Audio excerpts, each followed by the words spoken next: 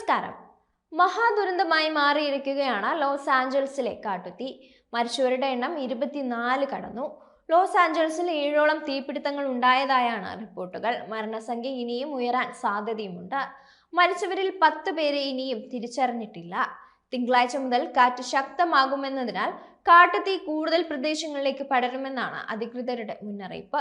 ഏകദേശം 1,50,000 ആളുകൾക്ക് പലായനം ചെയ്യാനുള്ള ഉത്തരവ് ലഭിച്ചതായി മാധ്യമങ്ങൾ റിപ്പോർട്ട് ചെയ്തിട്ടുണ്ട്.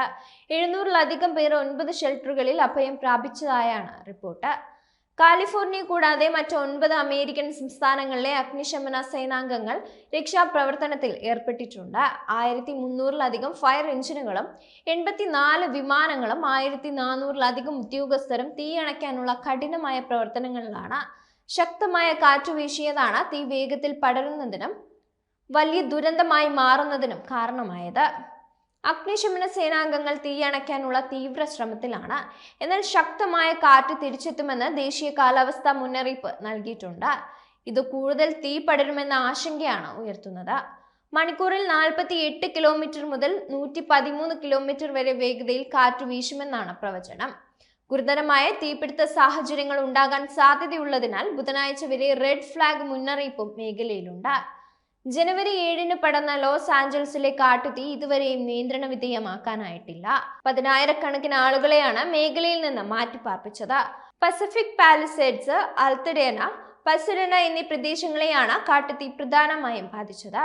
സാന്റാ മോണിക്ക, മലീബു പട്ടണങ്ങൾക്കിടയിലുള്ള പ്രദേശമായ പസഫിക് പാലിസേഡ്സിൽ 10,000-കണക്കിന് ഏക്കറിലേറെ പ്രദേശത്താണ് തീ പടർന്നിട്ടുള്ളത്.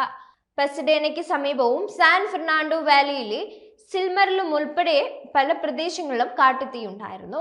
മഴയില്ലായ്മയും വരണ്ട കാലാവസ്ഥയും ഉണക്ക മരങ്ങളുമായിരുന്നു തീ പടരാൻ പ്രധാന കാരണം. ആളിപ്പറന്നുകൊണ്ടിരിക്കുന്ന തീ യുഎസിലെ 2ാമത്തെ വലിയ നഗരത്തെ വിഴുങ്ങിയിട്ട് 7 ദിവസം പിന്നിടുന്നു. യുഎസ് ചരിത്രത്തിലെ ഏറ്റവും വിനാശകരമായ പ്രകൃതി ദുരന്തമാണെന്നാണ് കാലിഫോർണിയ ഗവർണർ ഗാവിൻ ന്യൂസം പ്രസ്താവനയിൽ അറിയിച്ചിരിക്കുന്നത്. 1,00,000 ആളുകൾക്ക് നഗരത്തിൽ നിന്ന് ഒഴിഞ്ഞു പോകേണ്ടി വന്നിട്ടുണ്ട്. ബ്രെൻവുഡിനും ജനസാന്ദ്രതയുള്ള സാൻ ഫെർണാണ്ടോ താഴ്വരയ്ക്കും സമീപം പടർന്ന പാലിസേഡ്സ് തീപിടുത്തത്തിന്റെ വ്യാപനം കുറയ്ക്കാനായിട്ടുണ്ടെങ്കിലും വരണ്ട കാറ്റ് വീശുന്നത് ഭീഷണിയാണെന്നാണ് അഗ്നിശമന സേന അറിയിക്കുന്നത്. വരും ദിവസങ്ങളിൽ അതിശക്തമായ തീപിടുത്തവും ജീവന് ഭീഷണിയായി സാഹചര്യങ്ങളും ഉണ്ടാകുമെന്ന് നാഷണൽ വെതർ സർവീസിലെ കാലാവസ്ഥാ നിരീക്ഷകൻ റോസ് ഷോൺഫെൽഡിന്റെ മുന്നറിയിപ്പും നിലനിൽക്കുന്നുണ്ട്. മണിക്കൂറിൽ 110 കിലോമീറ്റർ വരെ വേഗതയിൽ കാറ്റ് വീശുന്നതിനാൽ ചൊവ്വാഴ്ച പുലർച്ചെ മുതൽ പ്രത്യേക അപകടകരമായ സാഹചര്യം പ്രഖ്യാപിക്കാൻ അധികൃതർ നിർദ്ദേശിച്ചിട്ടുണ്ട്. വീശിയടിക്കുന്ന കാറ്റ് തീച്ചുവാലകൾ കൂടുതൽ ആളിക്കത്താനും കൂടുതൽ പ്രദേശങ്ങളിലേക്ക് പടരാനും കാരണമാകുന്നുവെന്ന് അഗ്നിശമന സേനാംഗങ്ങളും മുന്നറിയിപ്പ് നൽകിയിട്ടുണ്ട്. ദേശീയ കാലാവസ്ഥാ സർവീസ് ഇത് സംബന്ധിച്ച് മുന്നറിയിപ്പുണ്ട്. കാട്ടുതീയിൽ നാശനഷ്ടം കൂടാനുള്ള പ്രധാന കാരണം സാന്റാ ആന എന്ന വരണ്ട കാറ്റായിരുന്നു. ഇത് പിന്നീട് ശാന്തമായത് കാരണം തീ കുറച്ചെങ്കിലും നിയന്ത്രണ വിധേയമാക്കാൻ സാധിച്ചിരുന്നു. എന്നാൽ സാന്റാ ആന വീണ്ടും തിരിച്ചു വരുമെന്നാണ് കരുതുന്നത്. അതിനാൽ തന്നെ മനുഷ്യസാധ്യമായ എല്ലാ വഴികളും ഉപയോഗിച്ച് തീയണയ്ക്കാനുള്ള ശ്രമത്തിലാണ് അഗ്നിശമന സേനയും അധികൃതരും.